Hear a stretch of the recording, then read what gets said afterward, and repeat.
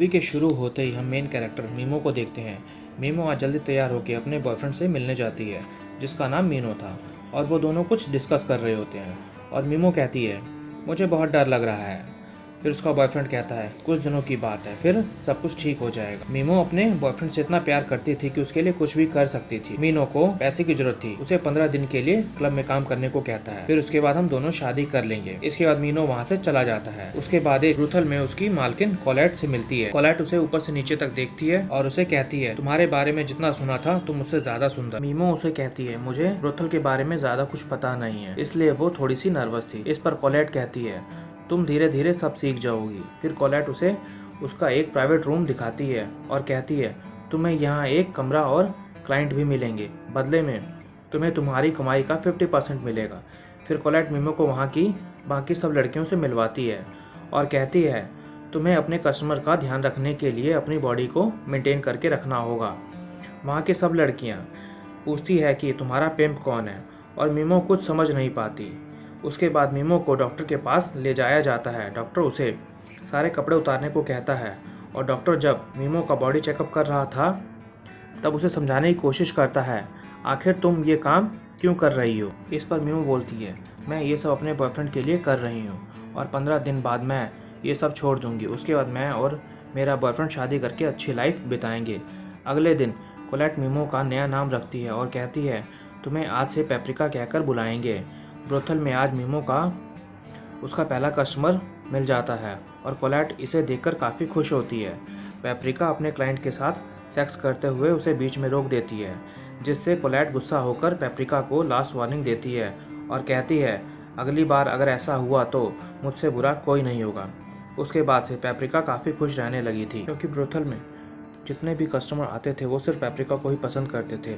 ऐसा ही लास्ट 15 दिन में पेप्रिका लगभग 40 से ज़्यादा मर्द के साथ सेक्स कर चुकी थी। वहीं कोलेट भी पेप्रिका से काफ़ी खुश थी, क्योंकि उसने 15 दिन में ही ब्रोथल की कमाई काफ़ी बढ़ा दी थी। उसकी सुंदरता से वहाँ की लड़कियाँ भी उसके साथ सेक्स करती थी। ये बात उसने कोलेट को बताई, और कोलेट का भी इस बात में इंटरेस्ट आता है और वो भी उसके साथ सेक्स करती है। उसके बाद पेप्रिका की दोस्ती उसी के क्लाइंट फ्रैंको से हो जाती है।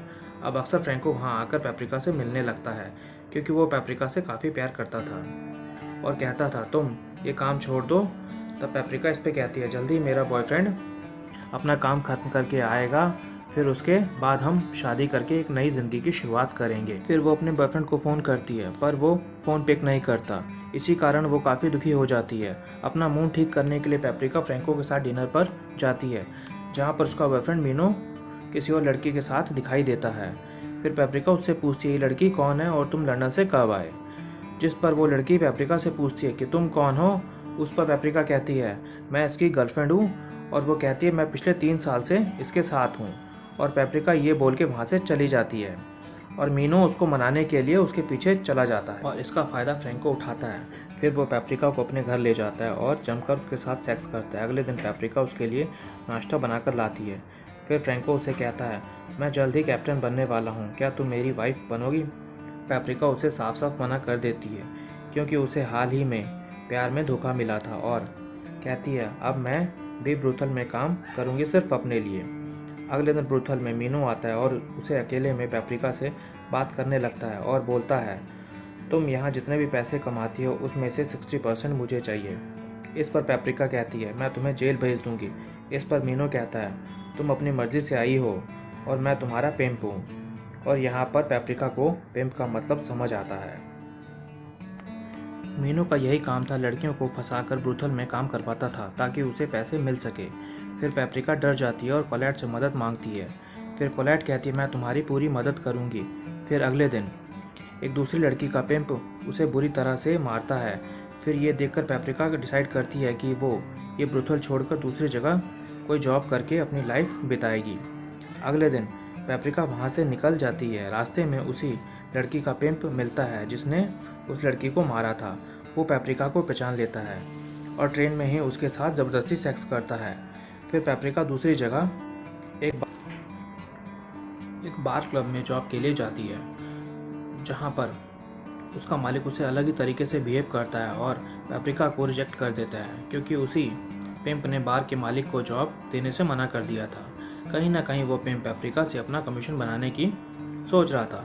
अब उसके पास कोई ऑप्शन नहीं था और उसी पिम्प के कहने पर नए ब्रोथल में काम करने लगती है।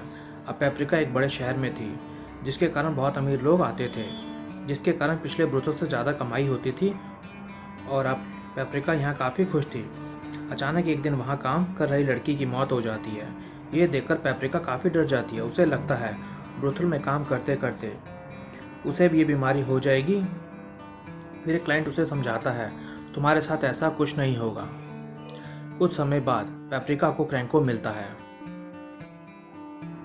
और जिसे देखकर उसकी खुशी का कोई ठिकाना नहीं रहता और दोनों जमकर सेक्स करते हैं। फ्रैंको पेपरिका से कहता है, मुझे एक बोट लेनी है और मेरे पास उतने पैसे नहीं हैं, जिस पर पेपरिका उसे कुछ पैसे देती है। अगले ही दिन पेपरिका जहाँ काम करती है वो ब्रोथल बंद हो जाता है। फिर से पेपरिका के पास कोई ऑप्शन नहीं था, इसी कारण वो दूसरे शहर जाके नए ब्रोथल को ज्वाइन करती है। पेपरिका को ये बात अच्छे से पता था कि धीरे धीरे सब ब्रोथल बंद हो जाएंगे। तभी ब्रोथल में बहुत बड़ा अफसर आता है, जो अपने बेटे को एक बड़े गिफ्ट के लिए ब्रोथल लेके आता है, क्योंकि वो अफसर भी जानता था ब्रोथल एक ना एक दिन सब बंद हो जाएंगे। वहाँ बहुत सारी लड़कियाँ थी, पर अफसर का बेटा पेपरिका को पसंद करता है।